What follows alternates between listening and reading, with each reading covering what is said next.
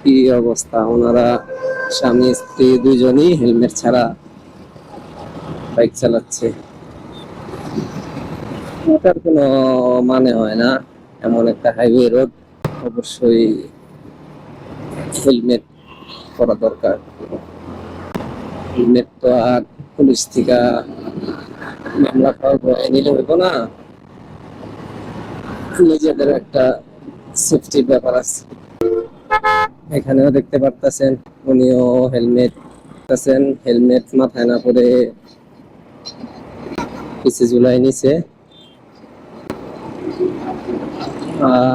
কি আর বলবো, আমরা বাঙালি তো, আমাদের সেফটি নিয়ে আমরা কোনো চিন্তাই করি না।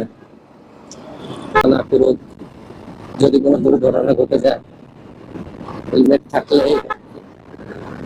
মোটামুটি আশা করা যায় জীবনটা হয়তো বেঁচে যাবে। হেলমেট না থাকলে কোনো সেফটি নেই। কারণ আপনি এমনিও যদি পড়ে যান, হাত পা এগুলো তো অবশ্যই ছিলে যাবে। আর হেলমেটটা মাথায় থাকলে হয়তো মাথায় কোনো আঘাত পাওয়া যাবে না, কিন্তু না থাকলে অবশ্যই মাথার যে কোনো একটা বড় ক্ষতি হয়ে যেতে পারে। ওনাদেরও সামনে হেলমেট আছে, পিছনের ভাইয়াটার হেলমেট নাই। সামনেও দেখতে পাচ্ছেন ওনাদেরও কোনো হেলমেট নেই, দুজনের একজনেরও।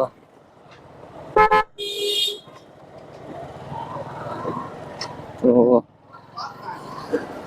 এগুলা কোনোভাবেই সেফ রাইড হতে পারে না।